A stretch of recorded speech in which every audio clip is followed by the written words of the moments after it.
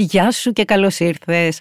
Είμαι η Μαρία Μπακοδήμου, είμαι life coach και είναι τα mariabakodimou.com, όπου εδώ συναντιόμαστε, συζητάμε, αναλύουμε, ψάχνουμε μικρά tips για να ζήσουμε καλύτερα, μεγάλες αλήθειες για να απαλύνουμε καταστάσεις που μας δυσκολεύουν. Και σήμερα θα μιλήσουμε για κάτι που πραγματικά νομίζω 2 στους 3 το συζητάνε. Τα κιλά, το βάρος, η διατροφή. Είναι μαζί μας ο αγαπημένος Διονύσης Πάνος, ο οποίος έκανε μεγάλο σουξέ με το έντερο. Δεν το περίμενα. Σε καλωσορίζω καταρχήν, Διονύση. Καλώς σας βρήκα πρώτα απ' όλα. Χαίρομαι πάρα πολύ που ξανάρθες. Και εγώ, και ήταν μεγάλη μου χαρά που με ενημέρωσε ότι πήγε τόσο καλά, γιατί είναι κάτι το οποίο πρέπει όλοι να προσέχουμε, όπως είπαμε τότε, και θα πρέπει όλο και περισσότερο να το έχουν στο νου τους το έντερο που συνδέεται με τόσα πράγματα. Τελικά το έχουνε, γιατί από μόνο του μιλάει και δημιουργεί προβλήματα από κακή ψυχολογία ή από κακή διατροφή. Οι άνθρωποι που ανταποκρίθηκαν σε αυτό το podcast ήταν πάρα πολλοί. Εγώ ήθελα να το κάνουμε γιατί ήθελα να ενημερώσουμε ότι είναι ο δεύτερος εγκέφαλος, ότι από εκεί περνάνε συναισθήματα. Πρώτος. Εγώ το λέω πρώτο, όπως είπαμε. Ναι. Θα το λες μαζί μου τώρα. Ναι, πρώτος ναι. εγκέφαλος. Ναι. Και κάτι συμπληρωματικό σε αυτό. Είναι πρώτος γιατί έχει και το ένστικτο. Ενώ είδες. Το άλλο είναι μόνο λογική. Αντιλαμβάνεται κατευθείαν. Ταυτίζομαι, ναι. Βγήκε πριν λίγο καιρό ένα ντοκιμαντέρ που λέγεται το μικροβίωμα, καταπληκτικό. Το οποίο είναι στο Netflix και λέγεται Hack Your Health. Και μιλάει πάνω σε αυτό. Και λέει πολύ ωραία πράγματα. Δηλαδή, κινήθηκε πολύ γύρω σε αυτά που λέμε κι εμείς και έχει και κάποια έξτρα πράγματα που θα αρέσουν πολύ στον κόσμο. Όποιος θέλει μπορεί να κάτσει να το δει. Μ' αρέσει πολύ που πάρα πολλοί άνθρωποι έχουν στραφεί στο να δουν τι τους κάνει καλό, μέσα από ποια διαδρομή θα είναι πιο υγιείς, να έχουν μακροζωία. Μ' αρέσει πολύ αυτή η διαδρομή που δεν αφήνεις τον εαυτό σου και όπου σε πάει. Λες πω δεν βαριέσαι τώρα, εγώ στην ηλικία μου, δεν περιμένω, δεν έχω πολύ μέλλον μπροστά μου. Μ' αρέσει αυτή η στάση ζωής. Ενημερώνεται πια παραπάνω ο κόσμος, γιατί καταλαβαίνει πόσα πράγματα συνδέονται με το κομμάτι και της διατροφής και του βάρους. Και παλιά είχαμε τη διατροφή μόνο για να βγούμε αδύνατοι στεγνοί στην παραλία ή για να κάνω μυς. Πια καταλαβαίνω ότι δεν είναι αυτή η ουσία. Δηλαδή, ωραίο και αυτό για αυτούς που το ζητάνε, αλλά υπάρχουν πολύ πιο σημαντικά πράγματα πάνω στο κομμάτι σωστή διατροφή και το να προσέχω την υγεία μου και το σώμα μου.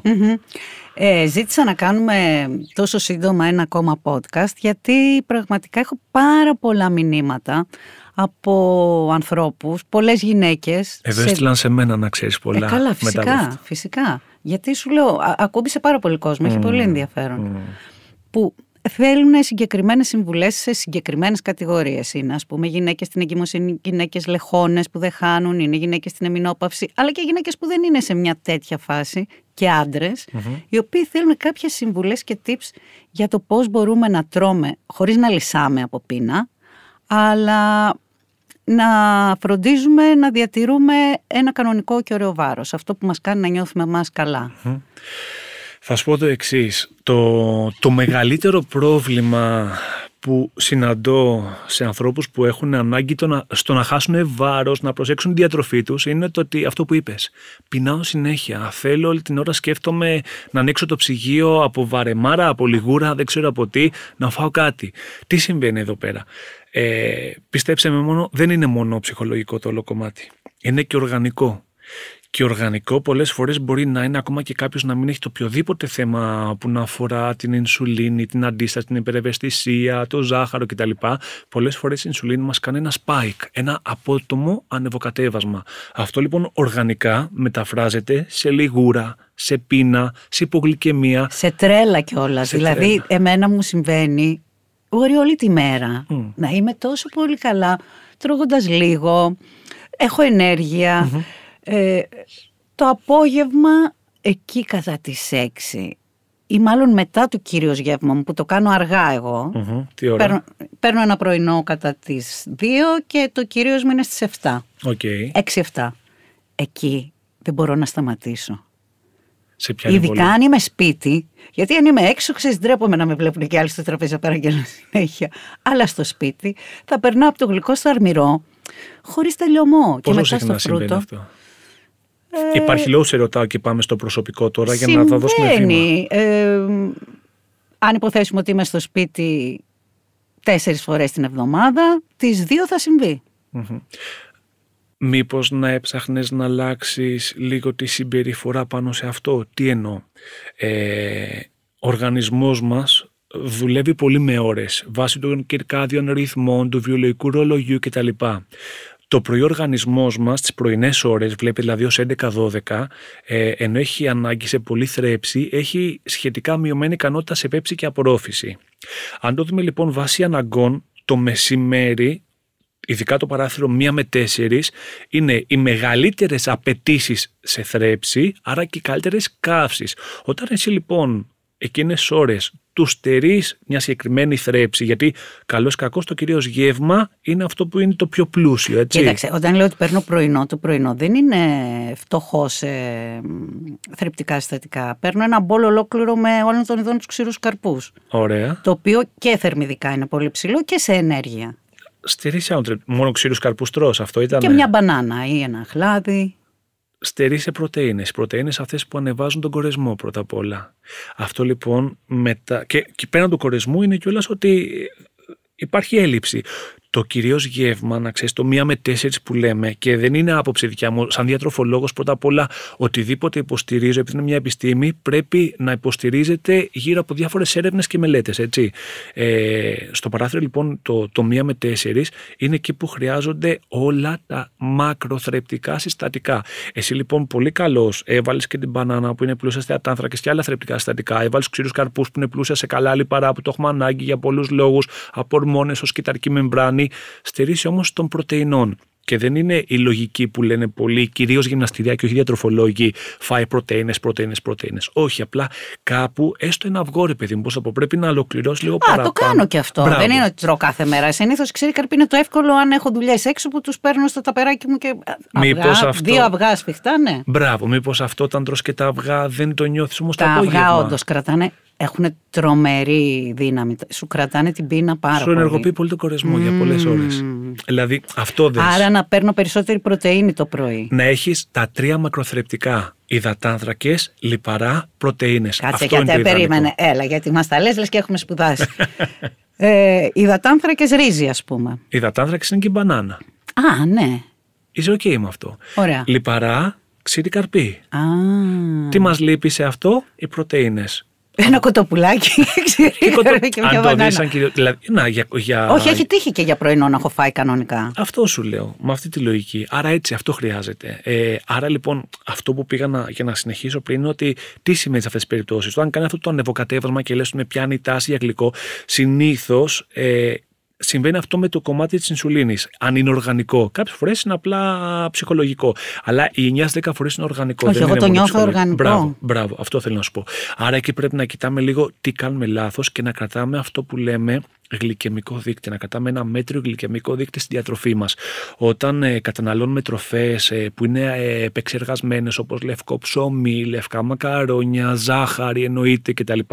Αυτά τι κάνουνε? Αυτά μας κάνουν λοιπόν το spike, το ανέβασμα της ινσουλίνης, το πάνω κάτω, το spike.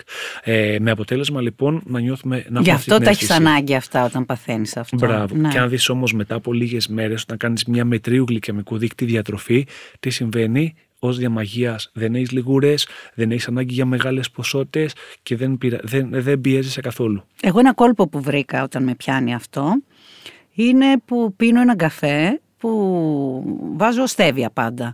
Άρα η γλύκα του καφέ ξεγελάει μάλλον τον. Σου καλύπτει απλά λίγο την ανάγκη. Ναι. Στην ουσία όμως είναι σαν να έχεις μια πληγή ανοιχτή και να βάζεις ένα χάντζαπλάστα από πάνω.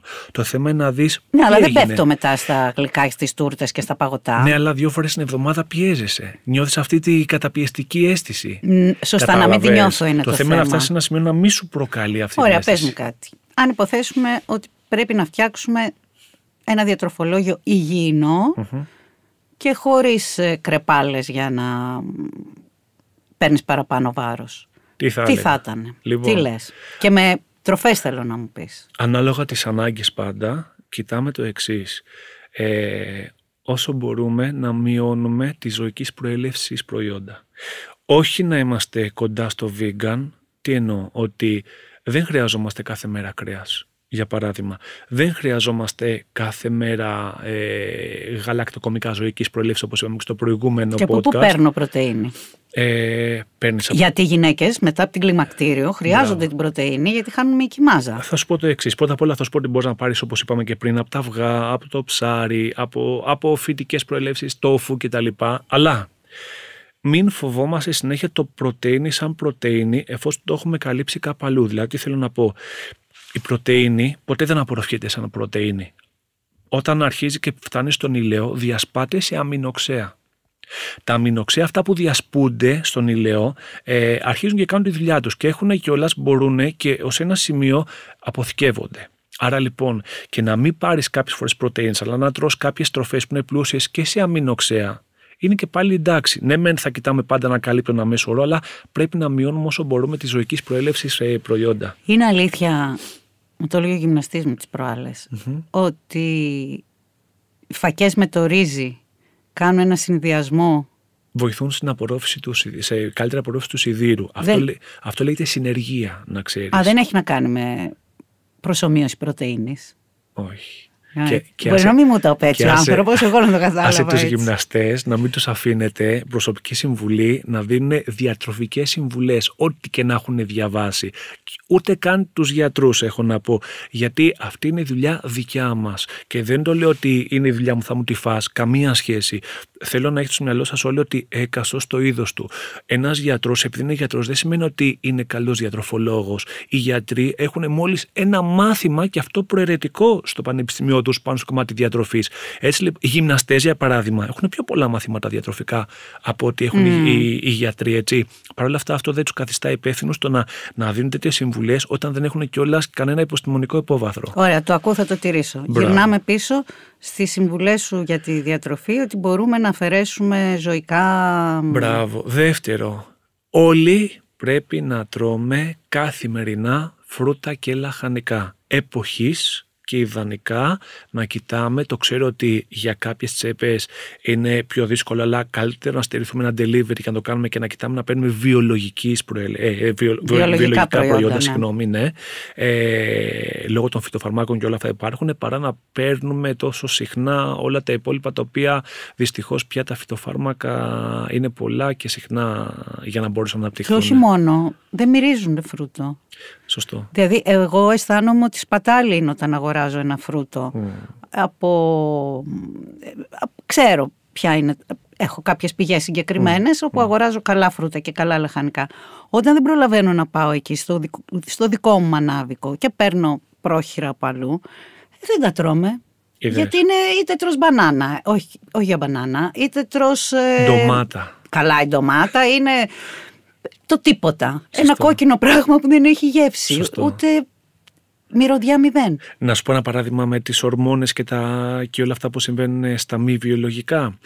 Είχα πιάσει τώρα λοιπόν την κουβέντα το καλοκαίρι που πήγαμε έπιασα ένα παραγωγό κάτω στην Πελοπόννησο και μιλάγαμε και μου είπε το εξής φαινόμενο με το αγκούρι.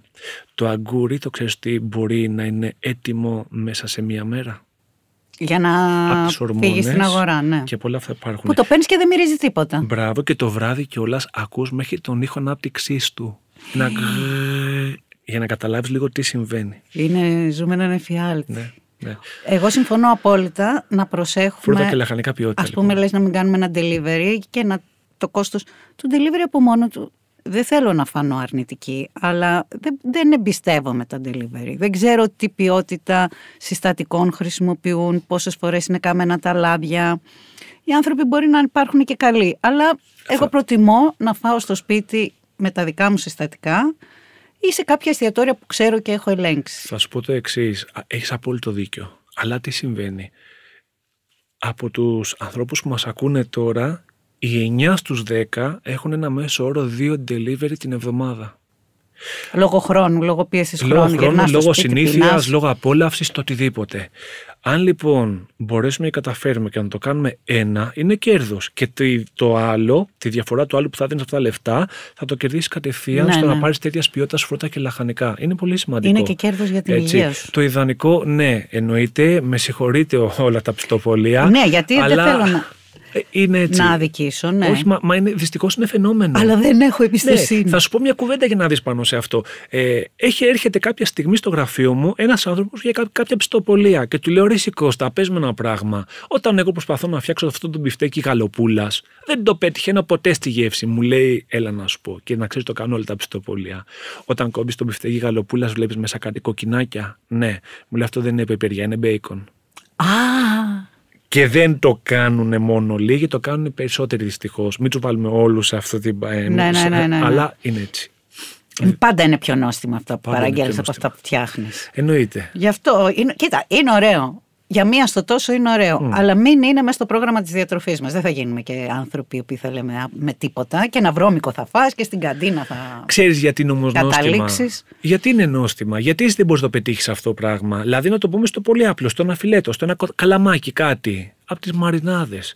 Οι μαρινάδες αυτές, εννοείται, οι μαρινάδες αυτές κυρίως έχουν νητρικά οξέα και κυτρικά άλατα. Έχεις δίκιο. Θα σου το πω πάρα πολύ απλά. Δεν θέλω να δώσω καμία επιστημονική εξήγηση πάνω σε αυτό. Δρούν σαν δηλητήριο στον οργανισμό μας και κάνουν τεράστια ζημιά που? Στο μικροβίωμα. Και στο μικροβίωμα. Έτσι. Εγώ και στο μικροβίωμα. Θα συμφωνήσω απόλυτα μαζί σου. Έπαιρνα ένα μαριναρισμένο κοτόπουλο από κάπου. Ο γιος μου μάλλον το ξεκίνησε και λέω: πολύ νόστιμο είναι αυτό. Ναι, μου λέει: το μαρινάρουν πολύ γρήγορα. Πάω λοιπόν να πάρω. Λέω: τι ωραία, πώς το μαρινάρετε? Να, μου λέει: τα συστατικά είναι εκεί, γιατί προφανώς είναι αναγκασμένοι. Πάντα. Και υπήρχε σε ένα ταμπελάκι. Και αρχίζω και διαβάζω το ταμπελάκι, που είναι όλα χημικά. Έτσι. Και λέω: πω. Οπότε καθαρό κοτοπουλάκι. Αυτό είναι. Άρα λοιπόν φρούτα και λαχανικά όλοι. Πολύ σημαντικό. Αποφεύγουμε τα έτοιμα, τα συσκευασμένα, όλα αυτά που έχουν τα καταλαβίστικα πάνω. Και μετά βλέπουμε τις ανάγκες μας. Δηλαδή, άνθρωποι που είναι ανεμικοί, που έχουν χαμηλό σίδηρο κτλ. Κοιτάνε όντως να έχουν περισσότερα ζωικά προϊόντα σε σχέση με άλλους που δεν έχουν αυτή την ανάγκη. Έτσι, όπως επίσης και μπορούν να χρησιμοποιήσουν και φυτικό σίδηρο, όπως έχουν για παράδειγμα, όπως μου πες πριν, οι φακές κτλ.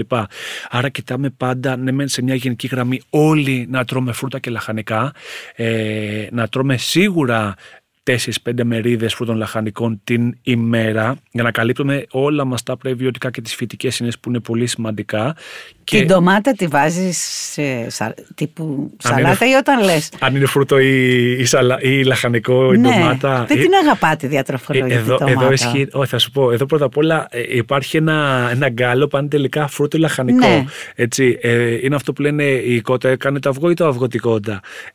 Είναι όντως, έχει πιο πολλούς υδατάνθρακες από ότι τα υπόλοιπα λαχανικά. Παρ' όλα αυτά όμως είναι εξαιρετικό. Και δεν χρειάζεται να φοβόμαστε το να φάμε 5 γραμμάρια παραπάνω υδατάνθρακα ή να βάλουμε 60 θερμίδες παραπάνω στη διατροφή μας. Πρέπει να φύγουμε από τη λογική όλοι θερμίδες. Εννοείται, αν κρατάμε υγιεινή διατροφή και σωστή ποσότητα για όλα τα υπόλοιπα, θα έχουμε και μια νορμάλη ποσότητα θερμίδων. Αλλά θέλω να σου κάνω την εξής ερώτηση εδώ πέρα. Θεωρείς ότι αν πάρεις 1000 θερμίδες σοκολάτα και πάρεις 2000 θερμίδες ψάρι, θα σε βοηθήσει η σοκολάτα να χάσεις και το ψάρι να σε συντηρήσει, ή θα συμβεί κάτι άλλο? Μιλάμε για τις διπλάσιες θερμίδες. Ναι, όταν πάρω 1000 θερμίδες που είναι λιγότερες, σοκολάτα θα χάσω. Εδώ είναι που κάνεις λάθος. Όχι. Γιατί τα πάντα στον οργανισμό μας έχουν να κάνουν με τη θρέψη και το αν κάτι μας κάνει καλό ή μας επιβαρύνει. Στην προκειμένη περίπτωση, το να φας μια φορά 1000 θερμίδες σοκολάτα, αλλά αν έτρωγες για παράδειγμα 1000 θερμίδες ψάρι, δεν θα σου πω το 2000, γιατί και με το 2000 μπορώ να σου πω ότι, και είμαι σίγουρος γι' αυτό, το έχω δει πολλές φορές, θα μπορείς να χάσεις παραπάνω από ότι με τις μισές θερμίδες που έχει ζάχαρη. Πρέπει να φύγουμε από τη λογική θερμίδες. Με εντυπωσίασες με αυτό που μου πρέπει είπες. Να φύγουμε από τη λογική θερμίδες. Ωραίο είναι αυτό, αλλά πρέπει να κοιτάμε και άλλα πράγματα. Τώρα όμως που είπες σοκολάτα. Ναι. Κάτσε. Τη σοκολάτα με στέβια μπορούμε να την τρώμε καλύτερα. Γιατί εμένα μου αρέσει η σοκολάτα, δεν ζω χωρίς αυτή. Στη σοκολάτα τι αποφεύγεις με τη στέβια? Τη ζάχαρη. Ναι. Το μεγάλο πρόβλημα της σοκολάτας δεν είναι μόνο η στέβια, είναι και τα κακά λιπαρά, τα περία. Το κακάο. Δεν είναι μόνο το κακάο. Όταν πάρεις ένα 70-80% κακάο, άντε μαζί σου. το όλο πρόβλημα δεν είναι μόνο η ζάχαρη ή αν θα είναι στέβια. Το όλο πρόβλημα είναι λοιπόν τα υπόλοιπα θρεπτικά συστατικά και κυρίως τα τυποποιημένα προϊόντα έχουν και άλλα θέματα. Δηλαδή, άμα με ρωτάς, ναι, μία στα τόσο το να φας μια σοκολάτα, τέτοια φάτινα ρε παιδί μου. Αλλά αν έχεις ανάγκη το να τρως πιο συχνά σοκολάτα, βρες μου μια πλούσια σε κακάο, να είναι με στέβια, αλλά να μην είναι τυποποιημένη, να είναι κάποια χειροποίητη, να είναι για ένας καλύτερης ποιότητας προϊόν. Γενικά, μπράβο, είδες, ωραία πάσα μου κάνες. Τι θα πρέπει να προσέχουμε όλοι? Τα συντηρητικά. Ναι. Γιατί τα συντηρητικά? Γιατί πολλοί κόσμος δεν γνωρίζει τι συμβαίνει με αυτά. Τα συντηρητικά μπορούν να επηρεάσουν πολλές σειρές μεταβολικών πραγμάτων του οργανισμού μας. Και αυτά μπορεί να μας προκαλέσουν μακροπρόθεσμα πολλά θέματα. Από ένα απλό ζάχαρο έως το να μας επηρεάσουν τα καρδιαγγειακά, τη χολυστερίνη, την κρίση κορτιζόλης που επηρεάζεται από το στρες. Είναι πολλά πράγματα που μπορούν να κάνουν τα συντηρητικά. Αυτά πρέπει να τα προσέχουμε και γι' αυτό να κοιτάμε όσο μπορούμε. Δηλαδή, θες να φας μπαρά, φτιάξε μπάρα. Πάρε από ένα μαγαζί που έχει χειροποίητες μπάρες. Θέλεις να φτιάξεις, ένα ριζόγαλο, φτιάξε το μόνοι σου, μην το πάρεις απ' έξω. Ναι, υπάρχουν και ζαχαροπλαστεία που φτιάχνουν. Μπράβο, αυτό που σου είναι λέω. φρέσκα. Πάρτα έτσι χειροποίητα. Μην παίρνεις τα τυποποιημένα που κρατάνε 30 και 40 μέρες. Να είμαστε στο προσεκτικοί. Ναι. Με οτιδήποτε κρατάει πολύ. Μπράβο. Ενώ είναι αφύσικο. Όπως και κάτι ψωμιά. Ναι, μπράβο. Εκεί πραγματικά που το χρησιμοποιούν και παιδιά. Δεν θέλουν να ανοίξουμε άλλα μέτωπα. Αλλά πραγματικά εκεί είμαι πάρα πολύ καχύποπτη. Για τα παιδιά θα πρέπει να παίρνουμε οτιδήποτε είναι πιο φρέσκο. Δηλαδή, ωραίο το ψωμί. Πιο ωραίο ακόμα το ψωμί του φούρνου. Αν καταλαβαίνεις τι εννοώ. Και θα μείνουμε εδώ πέρα. Γιατί το ψωμί του φούρνου χαλάει σε 2 μέρες. Μπράβο. Ξεραίνεται, μοχλιάζει. Ας το έξω, το ένα έξω το άλλο. Να δεις τι ναι, γίνεται. Ναι. Έτσι. Ναι. Και κάτι που είπαμε για αυτό που πλησιάζει το προηγούμενο που λέγαμε τις θερμίδες. Ποια είναι η έννοια? Το ότι αυτό που τρώει έχει να μου προσφέρει κάτι. Πας λοιπόν σε ένα μαγαζί και θέλεις να πάρεις πεινάς και θες να πάρεις κάτι γρήγορο για πρωινό. Υπάρχει λοιπόν μια τυρόπιτα με 350 θερμίδες και υπάρχει και ένα σάντουιτς ολικής άλεσης πολύσπορο που έχει μέσα αβοκάντο, αυγό, σολομούς κτλ. Που έχει 800 θερμίδες. Είναι πιο χρήσιμο σου, είναι πιο χρήσιμο αυτό. Πρέπει να επιλέξεις τις 800 θερμίδες στο σάντουιτς. Γιατί αυτό έχει να σου προσφέρει. Το άλλο έχει μόνο να σε επιβαρύνει. Πρέπει να κοιτάμε τι μας προσφέρει το οτιδήποτε καταναλώνουμε. Και όχι. Τώρα έτσι όπως είπες στην τυρόπιτα, μου τρέξανε τα σάλια σαν τοξική σχέση. Δεν μπορώ πραγματικά. Έχω μεγάλη έλξη για την τυρόπιτα. Πόσο καιρό έχεις να φας τυρόπιτα? Αλήθεια θα μου πεις τώρα? Πάρα πολύ. Πόσο? Δεν θυμάμαι καν. Μπράβο σου. Είδες τι μου είπες όμως? Έχεις μεγάλη έλξη. Γιατί την αποφεύγεις? Λογικά γιατί κρατάς αυτά που σου είπα τώρα. Γι' αυτό έπαθα σιελόρια τώρα. Άρα, συνοψίζοντας, φροντίζουμε να μην έχουμε γεμάτο το διατροφικό μας πρόγραμμα με ζωικά. Δίνουμε πολύ χώρο. Πόσες μερίδες μου είπες με φρούτα και λαχανικά? 4? 4 με 5 την ημέρα, ναι.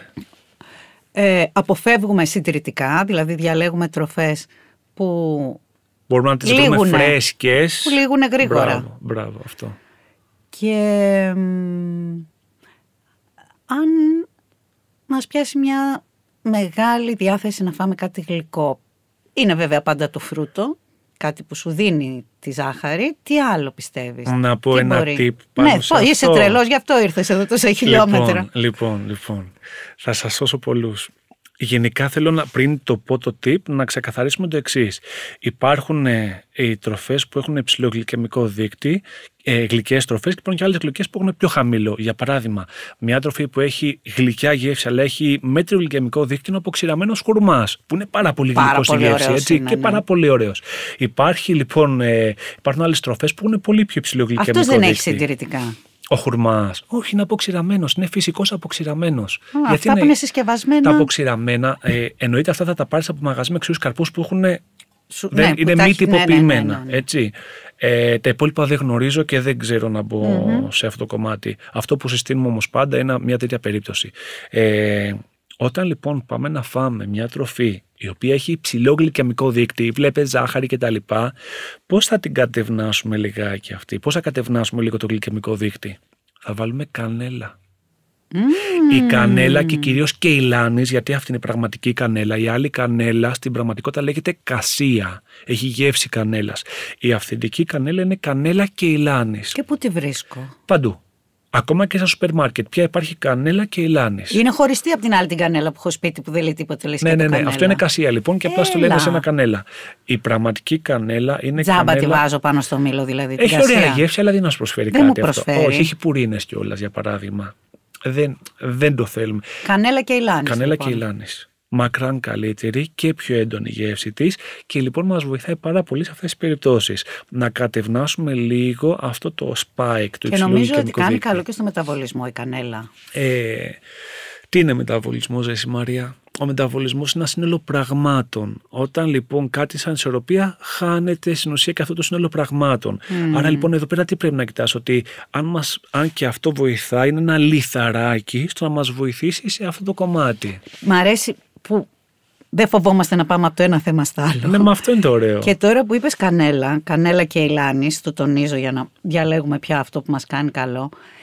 Εμένα μου αρέσει πολύ και ο κουρκουμάς. Όχι γιατί έχει μια γεύση τρομερή, δεν είναι δυσάρεστη, αλλά γιατί έχω διαβάσει και το έχω χρησιμοποιήσει σε μια περίοδο όταν είχα αυτοάνωσο, ότι ο κουρκουμάς είναι αντιφλεγμονώδες. Όχι απλά είναι αντιφλεγμονώδες, είναι το πιο ισχυρό φυσικό αντιφλεγμονώδες. Ναι, το χρησιμοποιούσαν παλιά αντί για κορτιζόνη. Θες να σου πω κάτι πάνω σε αυτό?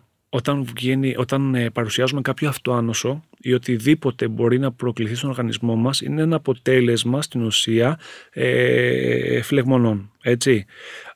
Το να έχουμε ακόμα και προληπτικά κουρκουμά σε καθημερινή βάση, στη σαλάτα μας, στο φαγητό μας, είναι Θεού δώρο. Μια φίλη που πέρασε καρκίνο, αυτή μου δίδαξε το κουρκουμά σε νερό με τζίντζερ. Πολύ ωραία. Το οποίο είναι το νερό της μέρας, έχει και μια γεύση και σκέφτομαι ότι τόσες φλεγμονές έχουμε. Μπορεί να έχει μια φλεγμονή στα ούλα, κάτι να πονάει ταυτί σου, κάτι να... Όλο και κάποια φλεγμονή. Ο κουρκουμάς είναι θαυματουργός. Ναι, και βοηθάει και είναι μετρήσιμα. Βοηθάει μετρήσιμα και θα σου πω δικιά μου περίπτωση. Εγώ έχω ένα αυτοάνωσο που έχει να κάνει με κάποιες αρθρίτιδες στη σπονδυλική στήλη. Τις φλεγμονές βλέπεις μέσα από δύο πράγματα. Η μία είναι η μέτρηση ERP και η άλλη είναι η ταχύτητα καθίδρυσης ενζύμων, τα ΦΚΕ. Έχω να σου πω λοιπόν ότι όσο έκανα απλά μια αγωγή κτλ. Ναι, μεν είχε υποχωρήσει, αλλά κρατιόταν σε ένα βαθμό που δεν μας άρεσε. Όταν λοιπόν πάνω στην αγωγή πρόσθεσα εγώ και καλές ποσότητες κουρκουμά, καλές σημαίνει ένα κουταλάκι έτσι, του γλυκού. Που το βάζες σε σαλάτες και στο μαγείρεμα. Εγώ το βάζω σαλάτα και στο φαγητό μου, ναι. Ένα κουταλάκι του γλυκού τη μέρα. Ένα κουταλάκι του γλυκού τη μέρα είναι μια χαρά. Έχω να σου πω ότι στις επόμενες εξετάσεις του τριμήνου ήταν όλες 1-20% ακόμα παρακάτω μόνο από τον κουρκουμά. Την πήρα τη βοήθεια από τα φάρμακα, έτσι, και σε όλο αυτό δουλεύουμε πάντα ολιστικά, δηλαδή το πιάνουμε από όλες τις πλευρές. Όχι κόβω τα φάρμακα, δεν το συμβουλεύω ποτέ τον κόσμο το κάνει αυτό. Κόβω τα φάρμακα για να πάρω μόνο τα φυσικά. Αν δούμε ότι μόνο με τα φυσικά κάποιες φορές με την επίβλεψη του γιατρού, του διατροφολόγου κτλ. Μπορούμε να δούμε ότι μπορεί να συντηρηθείς, κάποια στιγμή το κάνουμε. Αλλά ποτέ δεν κόβουμε ένα φάρμακο για να μπούμε μόνο σε μια φυσική. Και προληπτικά χρησιμοποιείς Εγώ σου λέω κάτι μετρήσιμο. Είναι... Προληπτικά όλοι πρέπει να το παίρνουμε. Ναι. Ο κουρκουμάς, επειδή λοιπόν όπως είπα πριν και να κάνω όλο αυτό το κλείσιμο πάνω σε αυτό. Τώρα δεν θα κάνεις κλείσιμο, τώρα θα κάνεις άνοιγμα. Θα πεις για τον κουρκουμά και μετά θα πούμε όλα τα θρεπτικά συστατικά. Πώς να σου το πω, δεν ξέρω αν είναι τροφή για να το πω υπερτροφή. Ναι. Όλες τις υπερτροφές, όλα αυτά που είναι θαύματα στη φύση και μας βοηθούν να είμαστε υγιείς. Και ξέρεις ποιες είναι οι υπερτροφές. Για πες. Καλά, κλείς τον κουρκουμά. Λοιπόν, άκου τώρα. Ο κουρκουμάς, είδες, έχασα τον ηρμό μου τώρα σε αυτό. Πρέπει να χρησιμοποιείται για να μην έχουμε, να μην παράγουμε, να μην προκαλούνται φλεγμονές στο σώμα μας. Είναι πάρα πολύ απλό. Όλοι πρέπει να το παίρνουμε, δεν έχουμε φλεγμονές. Εγώ απλά σου είπα κάτι μετρήσιμο πάνω σε αυτό. Όλοι το χρειαζόμαστε. Όλοι πρέπει να το παίρνουμε. Εγώ το προτείνω σε όλους. Πάνω στο διαιτολόγιο μου, κάτω από τις σαλάτες που γράφει μια στάνταρ σαλάτα, λέω και πάντα προσθήκη κουρκουμά. Τέλειο. Εντάξει, αυτό πρέπει να κοιτάμε. Πες μου τώρα, ποιες είναι οι υπερτροφές που μου το πες με νόημα. Λοιπόν, υπερτροφές. Όταν έχεις το μυαλό σου για υπερτροφές, Τι νομίζεις ότι είναι? Εσύ ποιες θα έχεις στο μυαλό σου? Θα σου πω εγώ. Το αβοκάντο μου έρχεται πρώτο. Λοιπόν, μπράβο, αυτά τα ξενόφερτα τα αβοκάντο. Πες μου, δεν είναι καλό? Είναι καλό. Είναι καλό μαζί σου. Είναι καλό. Ή θα μου πεις μετά τσία, γκοτζιμπέρι. Τσία, ναι, τρώω. Μα είδες. Λοιπόν, πάμε εδώ να μιλήσουμε. Τσία. Ο ελληνικός λιναρόσπορος. Όχι. Βάζω και λιναρόσπορο. Γιατί να βάζεις? Κάνεις τεράστιο λάθος. Αφού είναι άλλος σπόρος ο ένας, άλλος ο άλλος. Προσφέρουν τα ίδια πράγματα και είναι πολύ κοντά στα θρεπτικά συστατικά. Ο λιναρόσπορος είναι μακράν καλύτερος από το τσία. Το τσία έχει γίνει της μόδας γιατί το φέρανε από άλλες χώρες και άρχισαν να το λένε αυτό το πράγμα. Έτσι. Δεύτερο σούπερ. Εγώ στη σαλάτα βάζω τσία και λιναρόσπορο. Λοιπόν, πάντως. Μπράβο. Δεύτερο superfood. Όσπρια. Όσπρια. Τα όσπρια είναι superfood. Όποιος θέλει να το καταλάβει, ας το καταλάβει. Και μην ακούω φουσκώνω, πρίζομαι κτλ. Πώς θα κάνουμε για να μην φουσκώνουμε? Λοιπόν, συμβουλή νούμερο. Καταρχήν, κοιτάμε το μικροβίωμα πρώτα απ' όλα πριν από αυτό, έτσι. Πρώτα αυτό. Από το μικροβίωμα ξεκινάνε όλα και αυτό που να έχουμε στο μυαλό μας είναι το εξής. Ότι η λογική του οσπρίου και του λαδερού είναι να μας προκαλεί κάποιες φορές, κάποια συγκεκριμένα λίγο φούσκωμα. Όταν μας προκαλεί πολύ, σημαίνει ότι κάτι συμβαίνει στο μικροβίωμά μας. Ελέγχουμε αυτό. Δεύτερον τώρα, συμβουλή πώς να μην μας προκαλούν τόσο έντονο φούσκωμα τα όσπρια. Πρώτα απ' όλα, μούλιασμα από βράδυ. Με σόδα ή χωρίς? Όχι, γιατί μόνο νερό. Έχει φανεί ότι η σόδα εν τέλει στα τρόφιμα όταν μένουν τόση ώρα μπορεί να απομακρύνει κάποια θρεπτικά συστατικά. Έτσι, δεν είμαστε σίγουροι γι' αυτό, ακόμα δείχνει αυτό, καλό θα να το αποφεύγουμε. Με τη σόδα όμως μπορείς να πλένεις όλα στα φρούτα, φράουλες κτλ. Σόδα και ξύδι σε λεκάνη με νερό. Συμβουλή αυτό. Γιατί, για χημικά? Ναι, απομακρύνει πάρα πολύ τα χημικά. Η σόδα σε αυτό είναι καταπληκτική. Δεύτερο λοιπόν που αφορά πάλι τα όσπρια. Δηλαδή, με συγχωρείς, κάτσε. Ναι. Βάζω μια λεκάνη νερό και βάζω μια κουταλιά της σούπας σόδα. Ναι. Και τα αφήνω λίγο μαζί μέσα. Με ξύδι. Μαζί με ξύδι. Δεν θα μυρίσουν οι φράουλες ξυδίλα? Καθόλου. Ιδανικά μιλόξιδο. Θα μου βάζει πολύ καλή. Μπράβο. Πόσο μιλόξιδο? Άλλη μια κουταλιά της σούπας. Τα αφήνεις λιγάκι μέσα, ένα τεταρτάκι 20 λεπτό. Μετά τα ξεπλένεις με ένα καθαρό νερό και είναι έτοιμα. Είναι μια χαρά. Νερό. Αυτά δηλαδή που δεν έχουν φλούδα. Νερό. Πες για το νερό. Τι να πω για το νερό? Νερό της βρύσης να πίνω. Θα νομίζουν ότι πουλάω αυτή τη στιγμή φίλτρα, να ξέρεις, άμα αρχίσω να μιλάω για το φιλτραρισμένο νερό. Θα το πω νερό. εγώ. Άκουγα έναν Αμερικάνο που έλεγε αν θέλετε να ζήσετε. Δεν θυμάμαι αν ήταν γιατρός ή διατροφολόγος. Έδινε κάποιες συμβουλές μακροζωίας. Μέσα σε όλα ήταν να πίνετε νερό, ποτέ βρύσης. Ένα δεύτερο που θυμάμαι ήταν να κάνεις τουλάχιστον 60 δευτερόλεπτα κρύο ντους. Στο κλείσιμο του ντους πάντα. Πολύ σωστό. Ένα άλλο ήταν να βγαίνεις το πρωί να σε βλέπουν οι πρωινές ακτίδες του ήλιου. Και άλλο ένα είναι να περπατάς ξυπόλυτος στη γη. Πολύ σωστό. Αλλά μέσα σε αυτά όλα ήταν ποτέ νερό από τη βρύση. Λοιπόν, το νερό δεν πρέπει να το πίνουμε αν δεν είναι φιλτραρισμένο. Πάρτε ένα καλό φίλτρο, υπάρχουν τόσα στην αγορά που το κόστος τους είναι πολύ μικρότερο από το να παίρνεις συνέχεια εμφιαλωμένα νερά κτλ. Και τα εμφιαλωμένα τώρα σε πλαστικό δεν ξέρουμε και τι συμβαίνει. Πόσο χρόνο έχουν εκτεθεί στον ήλιο? Μπράβο, αυτό ακριβώς. Εγώ θεωρώ ότι. Ή οι μεγάλες μποτίλες που παίρνεις για το σπίτι, για το γεωγραφείο. Ναι.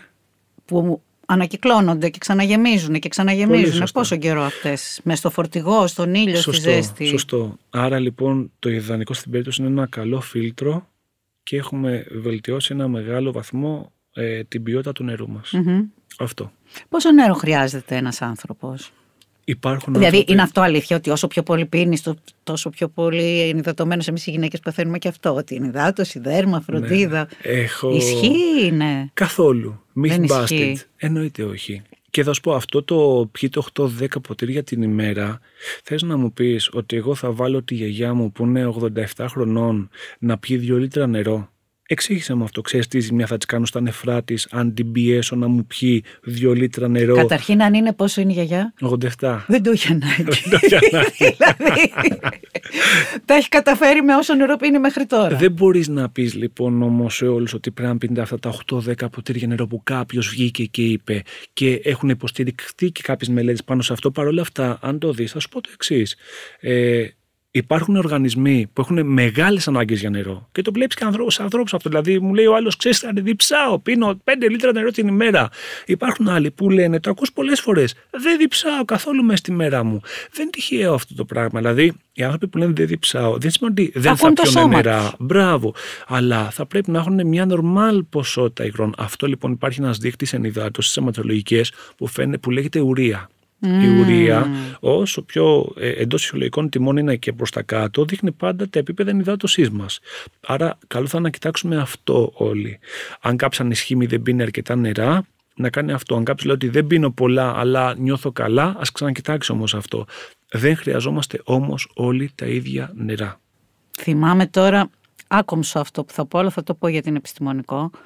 Ένας μεταβολικός γιατρός μου είχε πει ότι πρέπει να πίνω τόσο νερό όσο όταν πηγαίνω τουαλέτα τα ούρα να είναι άχρωμα ή όσο γίνεται πιο άχρωμα.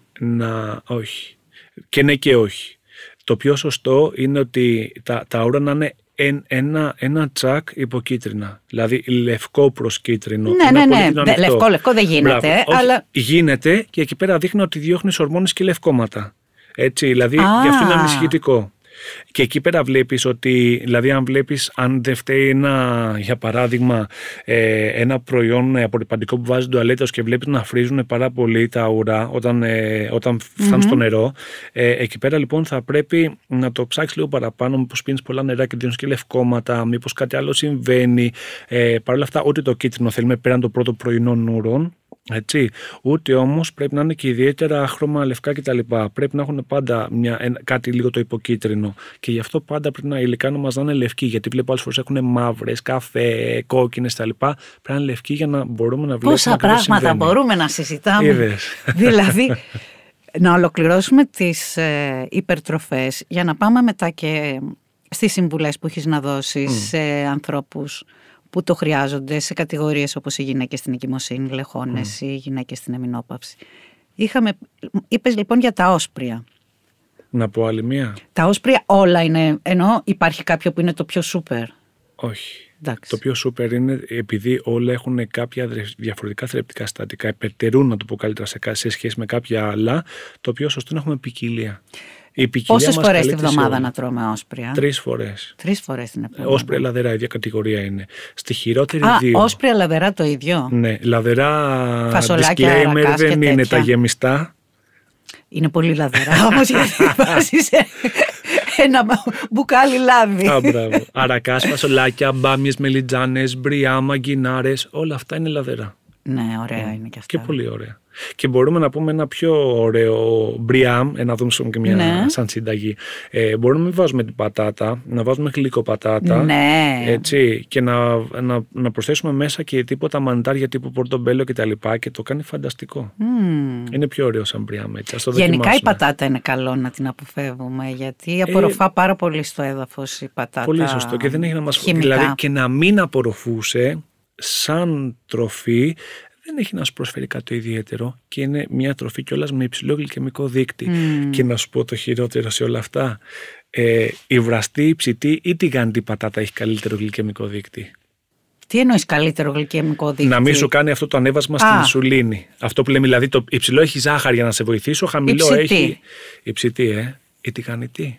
Αλήθεια. Αλλά δεν το λέμε για να έχει άλλα πολύ χειρότερα το τηγάνιτο. Το λάδι. Μπράβο, έτσι. Ναι. Απλά. Επίσης το λάδι που τις τηγανίζουμε στο ελαιόλαδο. Ναι. Είναι καλό, γιατί κάποιοι λένε ότι δεν πρέπει να τις τηγανίζουμε στο ελαιόλαδο. Πρέπει να τις τηγανίζουμε σε αραβοσιτέλαιο ή σε κάτι άλλο. Ότι το αυτό ελαιόλαδο, μάλλον ξένοι, δεν το πανέλληνες. Ότι το ελαιόλαδο δεν είναι για τηγάνισμα, είναι για να τρώγεται φρέσκο ή μαγειρεμένο. Όλα τα λάδια όταν θερμαίνονται αλλάζει η δομή τους. Έτσι, σαφώς. Από καλά, από σεις γίνονται τρανς, κακά λιπαρά-οξέα. Γίνοντας αυτό λοιπόν, εννοείται εκεί που να μας προσφέρει τόσα πράγματα ένα ομοελαιόλαδο, ομολάδι κτλ. Έχει πιο πολύ να σε επιβαρύνει. Παρ' όλα αυτά, ακόμα και αυτό είναι το πιο θρεπτικό λάδι παγκοσμίως το ελαιόλαδο. Άρα ακόμα και όταν μετατραπεί από τη μία στην άλλη περίπτωση, προτιμούμε το λάδι αντί του ηλιελαίου, του φινικελαίου κτλ. Έτσι, μακράν καλύτερο. Ναι, δεν είναι το ίδιο μόκεψη και όταν θερμανθεί, παρόλα αυτά όμως είναι πολύ καλύτερο από τα υπόλοιπα. Τηγανιτά επιτρέπεις πολλές φορές τη βδομάδα? Πολλές, κάθε μέρα. Αλήθεια λες? Όχι, αστείευομαι, εννοείται. Όχι. Γενικά αυτό που θα μπορούσα να συμβουλέψω εγώ τον κόσμο είναι ότι το τηγάνι πρέπει να φύγει από το σπίτι και το τηγάνι θα πρέπει να υπάρχει μόνο στο ταβερνάκι. Όταν θα βγαίνουμε έξω, μία στο τόσο, να και τηγανιτή πατάτα, ναι. Εννοείται, ναι. Αλλά όχι στην καθημερινότητά μας. Και μπορούμε να αντικαταστήσουμε το τηγάνι πια με πολλές φριτέζες αέρος, τα air fryer που λένε, που ειδικά για όσους έχουμε παιδιά σε μικρή ηλικία, εσείς ξεμπερδέψει, τώρα η δικιά μας είναι η σειρά που έχουμε αναλάβει αυτό το φορτίο, ωραίο φορτίο, πρέπει να βρίσκουμε λύσεις που να μην τρώνε τέτοια περίεργα πράγματα. Άρα εμάς προσωπικά μας έχει λύσει τα χέρια το air fryer. Ναι, βέβαια. Ναι. Ξέρω. Ωραία. Οπότε κλείσαμε με τις υπερτροφές. Θα μπορούσα να πούμε η σοκολάτα. Το κακάο είναι. Κακάο, το ναι. κακάο, βέβαια. Καμία σχέση σοκολάτα με το κακάο, έτσι. Άλλο το κακάο, άλλο η σοκολάτα. Το κακάο απλά υπάρχει μέσα στη σοκολάτα. Δηλαδή το κακάο με βοηθάει ως ρόφημα. Μπορείς να πάρεις από μαγαζί με ξηρούς καρπούς, βόταν κτλ. 100% κακάο. Αυτό είναι άλλο πράγμα τη σοκολάτα. Αυτό είναι πολύ καλό. Και είναι και πλούσιο σε αντιοξυδοτικά, έχει αντικαρκινικές δράσεις κτλ. Είναι πολύ καλό. Σολομό σαρδέλα. Αν μου βρεις εσύ σολομό ελευθέρας και όχι θειοτροφείου. Άρα σαρδέλα. Ναι. Σαρδελίτσα που είναι πεντανόστιμη. Πιο πολύ μου αρέσει και εμένα. Μπράβο. Γιατί ο σολομός είναι εκπληκτικός, αλλά δεν θα βρεις εύκολα. Θα είναι μόνο θειοτροφείου, δεν θα βρεις εύκολα ελευθέρας. Και γενικά, μπράβο, είδες μια ωραία συμβουλή που δεν έχει να κάνει τα super food, αλλά πρέπει να τα ακούμε. Θέλουμε ελευθέρας ψάρια. Θέλουμε πελαγίσια ψάρια. Δεν θέλω να μπαίνουμε στη λογική του ιχθυοτροφείου, ακόμα και βιολογικής ιχθυοκαλλιέργειας να είναι. Έτσι. Γιατί ό,τι και να ακούσουμε, και πάλι disclaimer είναι δικιά μου άποψη, μην επηρεαστούμε σε κάτι άλλο. Όταν ένα ψάρι βρίσκεται μέσα σε αυτό το στρογγυλό το κλουβί που βλέπεις, μέσα από τη τροφή τους δίνουν και αντιβιωτικά. Αλήθεια? Όχι αλήθεια, και δεν είναι θεωρία συνωμοσίας. Δεν είναι θεωρία συνωμοσίας, είναι πραγματικότητα. Γιατί αν ένα ψάρι αρρωστήσει, θα αρρωστήσουν όλα. Μέσα από την τροφή δίνουν αντιβιωτικά. Έτσι. Αυτό και μόνο πρέπει να μας λέει πολλά. Εδώ εμείς οι ίδιοι προσπαθούμε να αποφύγουμε την ακαταλόγιστη χρήση των αντιβιωτικών. Δεν τρώμε το βοδινό γιατί έχει αντιβιωτικά. Και θα σου δώσω και τρώμε το ψάρι νομίζοντας ότι είναι υγιεινό. Και θέλω να πω κάτι πάλι προσωπικό. Σε αυτό πάρα πολύ γρήγορο. Για να καταλάβεις πόσο έντονη η δράση των αντιβιωτικών πάνω στο ψάρι, κατά λάθος, χωρίς να καταλάβω την ιχθυοτροφείου, νόμιζα την ελευθέρας, έφαγα το καλοκαίρι φαγκρί που ήταν ιχθυοτροφείο. Εγώ με τα παιδιά μου. Νόμιζα είχα πυρετό και μου πέρασε. Όχι, πολύ καλό. Ο μικρός μου έχει σε πολλά αντιβιωτικά αλλεργίες. Και έπαθε αναφυλακτικό σοκ στο πουθενά. Και επειδή δεν είχα καταλάβει αυτό το πράγμα και δεν το ήξερα, δεν είναι ότι δεν του δίνα ψάρι την ιχθυοτροφείο και έχει αντιβιωτικά, δεν μου αρέσει να δίνω στα παιδιά μου ιχθυοτροφείου. Και έτυχε αυτό το πράγμα. Και ήταν ακριβώς γι' αυτό το λόγο. Για να καταλάβεις πόσο είμαστε. Μπράβο. Ναι. Πόσο μπορεί να συμβεί. Έλα τώρα πάμε. Καλά, εσύ θα είσαι τακτικός θαμών εδώ. Θα έρχομαι. Αρκεί να μου κερνάς καφέ. Ήπια 2 σήμερα, μου έδωσες 2. Ψέματα λέει, υπονοούμενο ήταν γιατί δεν του δώσαμε καφέ. Εγώ είπα νεράκι, μου είπες όχι. Όχι, είπα και στα 2, όχι και στον καφέ. Απλά επειδή έχω πιει 2 από το πρωί και δεν πάμε για τρίτο. Για πες μου που εγώ αγαπώ τον καφέ πολύ. Και πίνω 5 κάψουλες. Όχι, είναι ανάλογα την ανοχή του κάθε οργανισμού στην καφεΐνη. Δεν πειράζει. Όχι. Άμα εσένα δεν σου προκαλεί ταραχή και τα λοιπά, δεν θα πάρεις τίποτα με 5 κάψουλες. Δεν θα σου πω να πεις 8-10 καφέδες την ημέρα. Όχι, και να κοιτάμε πάντα μια καλή ποιότητα. Έτσι. Δηλαδή αυτό τύπο εσπρέσο, φιλτραρισμένα, ελληνικό να κάθω κατά κάθε κάτω είναι μια χαρά. Ωραίος είναι ο ελληνικός που κάθεται. Είπαμε και ένα καλό. Γιατί τα έχουμε δικάσει όλα. Ναι, τίποτα. Σήμερα θα φάνε όλοι μαρούλι και ντομάτα. Δεν θα κάνουν τίποτα. Όχι. Είπαμε και όσπρια. Με έφτιαξες με τα μπριάμ και με αυτά. Πάμε τώρα σε μια γυναίκα στην εγκυμοσύνη. Που στην εγκυμοσύνη εγώ έτρωγα για να φαίνεται η κοιλιά μου βασικά. Ήθελα να χοντρίνω για τη χαρά μου που είμαι έγκυος. Να νιώσω αυτό το πράγμα. Ναι, ότι είμαι έγκυος, παιδιά. Μπορεί μια εγκυμονούσα να προσέχει τη διατροφή της ή στερείται το παιδί και ζηλεύει και γεννιέται με σημάδια? Θα το πω πάρα πολύ απλά. Μια εγκυμονούσα πρέπει να τρέφεται σωστά. Γιατί πάβει να αφορά αυτήν. Οτιδήποτε καταναλώνουμε γίνεται βιολογία του εμβρίου. Άρα λοιπόν αυτά που καταναλώνουμε έχουν άμεσο αντίκτυπο στο έμβριο που κουβαλάμε στην κοιλίτσα. Άρα λοιπόν αυτό το ότι είμαι έγκυος τρώω junk food απ' έξω, όλες τις χαζομάρες, είμαι αυστηρός σε αυτό, αλήθεια. Υπερκατανάλωση όμως. Ποια υπερκατανάλωση, σε τι? Μπορεί να θέλει να τρώει πάρα πολλές θερμίδες. Να τρώει πάρα πολλές θερμίδες. Ας πάρει, ας μην πάρει. Θα σου πω και μπορεί να πάρει πάρα πολλά κιλά. Άκου. Ιδανικά πρέπει να είναι έως 15 max. Έτσι. Και ανάλογα τη κατηγορία. Δηλαδή, μια γυναίκα που είναι normal weight πρέπει να πάρει 9 με 12. Μια γυναίκα που είναι overweight πρέπει να πάρει 7 με 9. Και μια underweight πρέπει να παίρνει 12 με 15. Ιδανικά λοιπόν ως 15. Παρ' όλα αυτά όμως, καλύτερα να πάρεις βάρος τρώγοντας σωστά και μεγαλύτερες ποσότητες, παρά η ποιότητα αυτούς να είναι κακή και να επηρεάζουν σε 3 βαθμό το έμβριο. Όπως επίσης, να δώσω μια συμβουλή, έχει φανεί το εξής.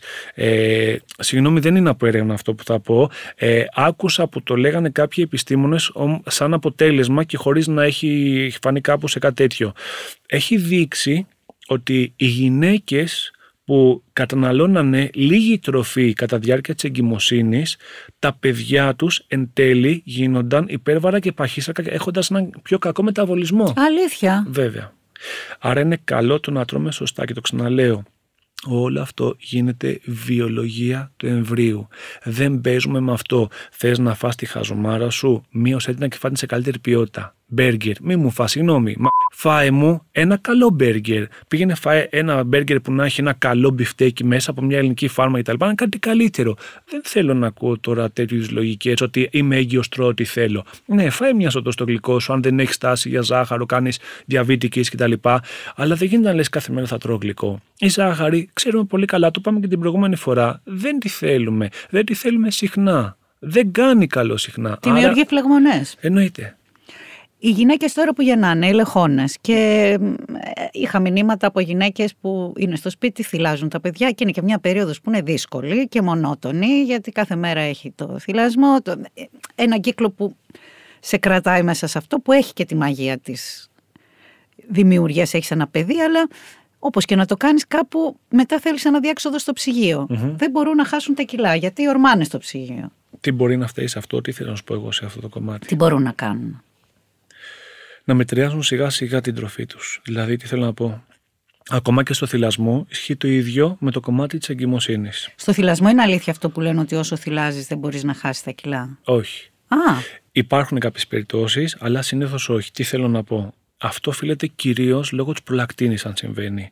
Δηλαδή, μια υψηλή προλακτίνη προάγει την αποδίκευση του κοιλιακού λίπους και να διασφαλίσει ότι το σώμα έχει αρκετή ενέργεια για το θυλασμό. Όμως, ο θυλασμός επίσης, ένα μέσο όρο, βοηθάει το σώμα να καταναλώσει 500 ml ημερησίως παραπάνω. Άρα λοιπόν έχει να κάνει πώς είναι οι ορμόνες της, πώς είναι δηλαδή η γενετική της προδιάθεση, δηλαδή τι τάση έχει να χάνει βάρος, τι ορμονικές αλλαγές, τι ταχύτητα έχει στην ορμονική αλλαγή, δηλαδή πόσο γρήγορα θα επιστρέψει στα φυσιολογικά οι ορμόνες της, άρα και αυτό παίζει το ρόλο της. Εννοείται και η κίνηση παίζει ρόλο, αλλά... και η κίνηση, σωστά, γιατί οι γυναίκες όταν είναι λεχόνες ούτε βγαίνουν να περπατήσουν, ούτε τις συνήθειές τους αν πήγαιναν γυμναστήριο ή κάτι. Και μην ξεχνάς όλο αυτό το πράγμα, αυτό που είπες πριν, το στρες, που δεν έχει να κάνει με το να θες να τσιμπήσεις. Το στρες, επειδή έχεις νέα δεδομένα, έχεις μια πάρα πολύ αυξημένη φροντίδα σε ένα πραγματάκι που σου ήρθε στη ζωή. Αυτό λοιπόν... Ένα κύκλο ημέρας που δεν είναι σταθερός, δεν ξέρεις πότε κοιμάσαι, πότε ξυπνάς. Μπράβο. Αυτό λοιπόν βοηθάει στο να ανέβει η κορτιζόλη. Η κορτιζόλη λοιπόν είναι η ορμόνη του στρες. Όταν αυτή ανεβαίνει, όλα τα άλλα χειροτερεύουν. Άρα να τους πούμε να είναι ήσυχες, ας φάνε όσο φάνε σε αυτό το διάστημα και μετά που θα αλλάξει η ζωή τους. Μα έκαναν κάτι τόσο όμορφο στη ζωή τους. Φέραν ένα πραγματάκι στη ζωή, μια ψυχούλα στη ζωή. Έτσι, εννοείται να πάρουν και λίγο να μην αγχώνονται και να μην λένε πώς θα βγω στην παραλία που έχω γεμίσει κυταρίτιδα. Το άγχος είναι χειρότερο από το... Ναι, έχεις κάνει ένα θαύμα. Είναι θαύμα. Πάρε το χρόνο σου και όλα θα έρθουνε. Πότε θα το κάνεις αυτό απενοχοποιημένα ξανά, αφού μια χαρά είσαι εκεί? Δηλαδή, πραγματικά αποδέξω ότι είσαι λεχόνα. Και κρατώντας τα όρια για τη θρέψη του εμβρίου. Ιδίως στην εγκυμοσύνη και εφόσον μετά συνεχίζει το θυλασμό, ακόμα και εκεί πέρα. Και πες μου τώρα για την κατηγορία των γυναικών που στη διάρκεια της κλιμακτηρίου βλέπουν το σώμα τους να μην μπορούν να το ορίσουν. Δηλαδή να τρώνε λίγο και να είναι πρισμένες, να κάνουν κοιλιά, να μην μπορούν πραγματικά να δουν το σώμα τους να αντιδρά όπως αντιδρούσε πριν κάποια χρόνια που μπαίναν σε ένα διατροφικό πρόγραμμα και το σώμα έχανε. Θα πω το εξής. Θα δώσω μια συμβουλή για αυτές που δεν έχουν φτάσει ακόμα στην κλιμακτήριο και στην εμεινόπαυση. Όσο σε καλύτερη κατάσταση μπεις στην κλιμακτήριο και στην εμεινόπαυση, τόσο λιγότερα συμπτώματα θα έχεις, τόσο πιο εύκολα θα βγεις από αυτό και εκείνοι που έρχονται, ξέρεις πολύ καλά, τα περισσότερα προβλήματα υγείας σε μια γυναίκα. Τι σημαίνει καλή κατάσταση? Πρώτα απ' όλα, καλό σωματικό βάρος. Υγιές σωματικό βάρος, να το πω καλύτερα. Σωστή διατροφή και φυσική δραστηριότητα. Αυτό είναι το τρίπτυχο. Άρα μια γυναίκα μέχρι τα 50, μέσο όρο ξέρω εγώ κάπου εκεί έρχεται. Μπράβο, ναι. Πρέπει να έχει αποκτήσει ένα lifestyle που να φροντίζει καλή διατροφή, σωστό σωματικό βάρος και άσκηση. Πολύ σωστά.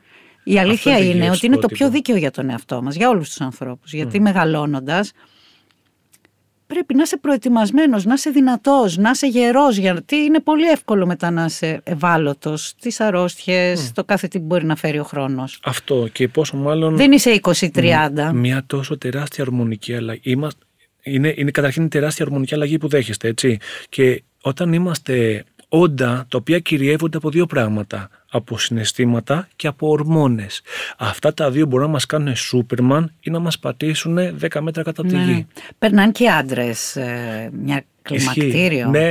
Για πες. Ναι. Αρχίζουν και δείχνουν κάποιες έρευνες ότι και οι άντρες περνάνε μια κλιμακτήριο και περίπου στην ίδια ηλικία με τις γυναίκες. Και παθαίνουν και αυτοί αυτό με το βάρος, να μην μπορούν να το ελέγξουν. Κάνουν πιο εύκολα κοιλιακό λίπος, ανεβάζουν πιο εύκολα βάρος, για κάμποσο καιρό έχουν αλλαγές στην σεξουαλική τους διάθεση και δείχνουν ότι και ο κύκλος των ορμονών των αντρών περνάνε μια τέτοια φάση. Χωρίς όμως αυτό να πάβει, να είναι σαν φάση, είναι κάτι παρόμοιο, να υπάρχει και έπειτα η κύρια ορμόνη του αντρός που είναι η τεστοστερόνη. Έτσι, δεν είναι ακριβώς το ίδιο όπως στη γυναίκα με τα εστρογόνα κτλ. Παρ' όλα αυτά όμως δείχνει ότι κάτι παρόμοιο υπάρχει εκεί πέρα. Είπες λοιπόν ότι οι γυναίκες για να το προλάβουν πρέπει να έχουν καλή διατροφή, άσκηση και άλλο είπες. Υγιές σωματικό βάρος. Αυτό. Σωστό. Αυτό θα καταλήξω εκεί.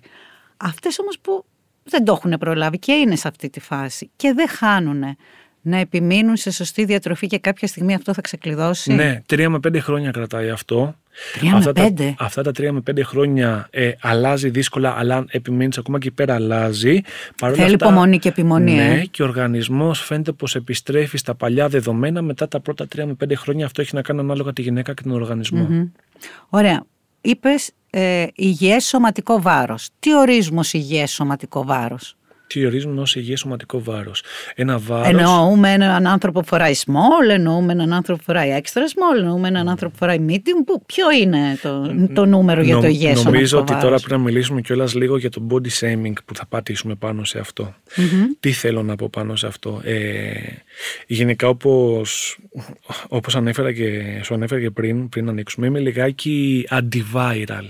Τι σημαίνει αυτό? Ότι δεν μ' αρέσει να τοποθετούμε σε κάτι όταν γίνεται viral, γιατί δεν έχω σκοπό τη διαφήμισή μου. Είναι ένα ολόκληρο κίνημα αυτό που έχει ξεκινήσει με σκοπό το body shaming, με σκοπό την απενεχοποίηση παχυσαρκίας, με σκοπό να αγαπάς το σώμα σου, τον εαυτό σου κτλ. Εγώ θέλω να πω το εξής, πρωτού σου μιλήσω για αυτό που θέλω. Όταν κάνεις κάτι τέτοιο, τελικά αγαπάς τον εαυτό σου? Όταν είσαι παχύσαρκος, όταν είσαι αρκετά υπέρβαρος. Πώς ορίζουμε τον παχύσαρκο? Πώς ορίζουμε τον παχύσαρκο? Με μετρήσεις. Ναι. Έτσι, έχει να κάνει, υπάρχει πέραν του φυσιολογικού, ο δείκτης μάζας σώματος είναι το κύριο. Έτσι. Παρ' όλα αυτά όμως βλέπεις ότι υπάρχει ο φυσιολογικός, όχι φυσιολογικός άνθρωπος, φυσιολογικό βάρος, συγγνώμη, έτσι, για να μην μπερδευτούμε όλοι μας. Δείκτης μάζας φυσιολογικός. Μπράβο, υπέρβαρος, παχύσαρκος τύπου 1, τύπου 2 που είναι και θνησιγενής και πάει λέγοντας. Έτσι, άρα λοιπόν, όταν είσαι υπέρβαρος ή παχύσαρκος, τελικά αγαπάς τον εαυτό σου ή απλά βολεύεσαι με το να είσαι παχύσαρκος ή υπέρβαρος χωρίς να κάνεις τίποτα γι' αυτό?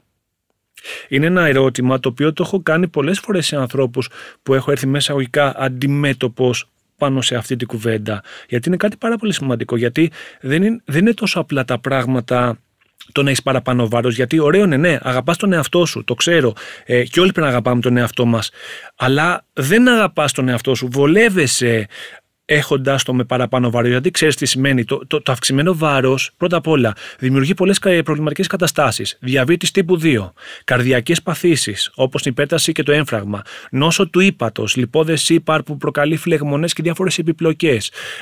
Επηρεάζει σαφώς το βιωτικό σου επίπεδο. Δηλαδή, τι σημαίνει βιωτικό επίπεδο. Δεν πας με μια παρέα να ανέβεις στην Πάρνηθα, γιατί εσύ δεν το αντέχεις. Μα ποια Πάρνηθα, εδώ δεν μπορείς να ανέβεις ούτε τα σκαλοπάτια σε πολλές περιπτώσεις. Δηλαδή, γιατί δέχεσαι τον εαυτό μπορεί σου. να μην μπορεί να κάνει αλλιώς. Άκου να σου πω κάτι. Συμφωνώ στο ότι ο καθένας έχει το δικαίωμα να ζει όπως θέλει. Γιατί με τον τρόπο που είναι αυτοκαταστροφικός κάποιος που έχει πολλά παραπανίσια κιλά, είναι κάποιος που καπνίζει πάρα πολύ, είναι κάποιος που πίνει πάρα πολύ, κάποιος που δημιουργεί συνεχώς σχέσεις που τον φθείρουν, ζει σε μια οικογένεια, σε ένα περιβάλλον που είναι όλο τοξικό και αυτός κάνει κακό στον εαυτό του. Συμφωνώ. Δεν μπορώ να του πω σηκωφίγει αν δεν μπορεί ο ίδιος.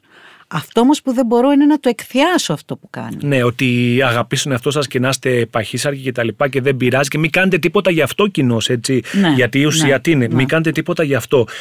Πρέπει να καταλάβουμε όλοι ότι πρώτα είναι η υγεία μας και για να είμαστε ξεκάθαροι ότι άλλο ένα υγιές βάρος και άλλο ένα στεγνό σώμα, πρότυπα social media κοινώς. Δεν μιλάμε για κάτι τέτοιο, μιλάμε για ένα υγιές βάρος. Δεν με νοιάζει αν κάποιος θέλει αυτό να που σε κάνει να νιώθεις ότι μπορείς να ελέγξεις το σώμα σου, να το περπατήσεις. Και να μην σου προκαλεί, να μην είναι αυτό για σένα, συγγνώμη για την εκφράση, ακούστε πιο σκληρό από ότι είναι, αλλά πραγματικά να μην είναι αυτό για σένα η καταδίκη σου. Γιατί το ξέρεις ότι η παχυσαρκία κατατάσσεται στις κορυφαίες αιτίες θανάτου παγκοσμίως. Και ξέρεις τι με ανησυχεί, ότι υπάρχουν πολλά παιδιά στην Ελλάδα παχύσαρκα πια, ενώ πριν μερικά χρόνια. Τι είπες? Δεν είναι. Όχι, όπως λένε, τι είπατε? Το ξέρεις ότι περίπου 41 εκατομμύρια παιδιά κάτω των 5 ετών παγκοσμίως αυτή τη στιγμή είναι παχύσαρκα και τα ελληνόπουλα είναι στην πρώτη τριάδα παγκοσμίως. Πόσα κεφάλαια θα ανοίξουμε, Διονύση. Το ξέρεις ότι υπάρχουν 13% παχύσαρκοι παγκοσμίως, εκ των οποίων στην Ελλάδα είναι 30%. Γιατί εμείς που έχουμε και μεσογειακή διατροφή. Παχύσαρκοι και υπέρβαρης χρόνος, έτσι. Καλό καιρό για να περπατήσουμε, να τρέξουμε. Είναι με μια λογική που είμαστε μια χώρα γεμάτη ήλιο και όλοι έχουμε χαμηλή βιταμίνη D3. Να σου πω και κάτι άλλο. Είμαστε και μια χώρα που είμαστε νομίζω στις 3-4 πρώτες θέσεις της κατάθλιψης επίσης. Σαφώς. Άρα όλα αυτά μπορεί να συνδέονται. Εγώ αυτό που θέλω να πω κλείνοντας πάνω σε αυτό είναι ότι πρώτα απ' όλα η αποδοχή του σώματος δεν πρέπει να διαφέρει από τα πρότυπα υγείας. Και το ξαναλέω, δεν με νοιάζει, δεν χρειάζεται να νοιάζει κανέναν μας αν κάποιος είναι στεγνός ή αν έχει λίγο κυλίτσα. Αυτό δεν μας ενδιαφέρει καθόλου. Αυτό μας ενδιαφέρει είναι ότι είναι υγιές αυτό που έχεις. Και γενικά μεγαλύτερη σημασία πρέπει να δίνουμε στο να μην κατακρίνει κάποιος έναν ιδιαίτερα βαρύ άνθρωπο, γιατί αυτό του κάνει σαμποτάζ πρώτα απ' όλα στην προσπάθειά του να αλλάξει το βάρος. Όπως και επίσης άνθρωποι που δέχονται τέτοιες συμπεριφορές, τι έχουνε, βιώνουν κατάθλιψη, καλή ώρα αυτό που είπαμε πριν λίγο, έχουν αυξημένο άγχος και τι έχουν άλλο, χαμηλή αυτοεκτίμηση. Άρα ναι, αγάπα τον εαυτό σου και σας θέλουμε παρακαλώ όλους που μας ακούτε. Να σου πω κάτι, αγάπα τον εαυτό σου. Δεν είναι κοιτιάμαι στον καθρέφτη και λέω αξίζω, κούκλα, give me 5 και κάνω αγκαλίτσες στον εαυτό μου. Αγάπα τον εαυτό σου για μένα είναι σαν να είμαι εγώ το παιδί μου. Τι θέλω να φάει το παιδί μου, πώς θέλω να νιώσει το παιδί μου, πώς θα κοιμηθεί το παιδί μου, θα κρυώνει, θα ζεσταίνεται, τι θα πιει το παιδί μου, πόσες ώρες θα κοιμηθεί. Έτσι είναι. Συμφωνώ απόλυτα. Μόνο με πράξεις δίνεις τον εαυτό σου. Θα δεχόταν κάποιος γονιός το παιδί του να ξέρει ότι με αυτό που κάνει θα νοσήσει? Δεν θα το δεχόταν. Ενώ για τον εαυτό του, τον εαυτό μας τον αγαπάμε λιγότερο. Ναι, αλλά το σώμα μας είναι αυτό, ο εαυτός μας είναι αυτό που θα έχουμε κοντά μας την τελευταία μας πνοή. Είναι ο ναός μας και πρέπει πάντα να το περιποιούμαστε. Γιατί ακόμα και αν λέμε θέλω να είμαι έξυπνος, θέλω να είμαι διάνοια, θέλω να είμαι αυτό το πράγμα και δεν με νοιάζει αν έχω 5 κιλά παραπάνω, ακόμα και αυτό επηρεάζεται από την κακή διατροφή και το παραπανήσιο βάρος. Μέχρι και η πνευματική μας ικανότητα. Φυσικά, και θα σου πω και ένα παράδειγμα για να κλείσουμε. Γιατί εμείς μπορούμε να μείνουμε να κάνουμε 4ωρο podcast. Ότι αν δεν κοιμάσαι καλά λόγω βάρους, δεν οξυγονώνεσαι καλά, δεν ξεκουράζεται το σώμα, άρα όσο ευφύης και να είσαι, δεν είσαι τόσο ευφύης όσο θα ήσουν αν κοιμώσουν καλύτερα, που το δυσκολεύει αυτό το παραπάνω βάρος. Συμφωνώ απόλυτα. Γι' αυτό λοιπόν πρέπει να είμαστε προσεκτικοί σε όλα αυτά και να μην προωθούμε λάθος τάσεις. Όπως δεν είναι ωραία η λάθος τάση το να είσαι το περιοδικό του 2000 με τα ανορεξικά μοντέλα. Έτσι λοιπόν δεν πρέπει να είσαι κιόλας να προωθείς το ότι αγαπήσω τον εαυτό σου, παιδιά. Ναι, εγώ έχω αυτά τα 15-80 κιλά, οτιδήποτε. Δεν ξέρω. Καλά, τα 15 δεν είναι. Άκου. Τα 15 παραπάνω από τον υπέρβαρο είναι να σε παχύσαρκος. Τα 15 και παρακάτω από τον υπέρβαρο είναι το ανώτερο φυσιολογικό. Άρα λοιπόν κάποιες φορές τα 15 σε έναν άνθρωπο που πρέπει να είναι 60 κιλά και είναι 75, μακροπρόθεσμα μπορεί να το κάνεις πλαχνικό λίπος. Το πλαχνικό λίπος επηρεάζει σε άλλα. Κατάλαβες. Ναι. Δεν σου λέω ότι πρέπει να είσαι όμως 50, ας είσαι 60. Ας μην είσαι 65 όμως. Δηλαδή πρέπει να κοιτάξεις πού είναι τα όρια του ασφαλούς για σένα και όχι το μοντέλο του περιοδικού. Και γενικά αγάπα κυριολεκτικά τον εαυτό σου. Όχι επιφανειακά. Μ' αγαπώ, αξίζω. Όπως το είπες. Θέλω να σε ευχαριστήσω πάρα πολύ. Κάθε φορά περνάω πάρα πολύ ωραία. Νομίζω ότι θα μάθω κι άλλα όσο κάθεσαι. Καλά, θα ξανάρθει. Άμα κεράσει καφέ. Και καφέ. Και τυρόπιτα. Τυρόπιτα, ναι, βέβαια. Τι χωρίς τυρόπιτα. Ευχαριστώ πάρα πολύ, Διονύση. Εγώ. Και εύχομαι να μάθαν κάποια πράγματα σήμερα. Σίγουρα. Νομίζω ότι εγώ αυτό το feedback που έχω είναι ότι χαίρονται πάρα πολύ όταν επικοινωνούμε πράγματα που οι ίδιοι άνθρωποι που μας ακούνε ζήτησαν. Ελπίζω να σας καλύψαμε. Ελπίζω να είστε καλά, να φροντίσετε, να αγαπάτε τον εαυτό σας κυριολεκτικά. Και να τον αφήνετε να κάνει και καμιά τρέλα, είναι το τελευταίο μου μότο. Και αυτά χρειάζονται. Ναι. Φιλιά πολλά, τα λέμε.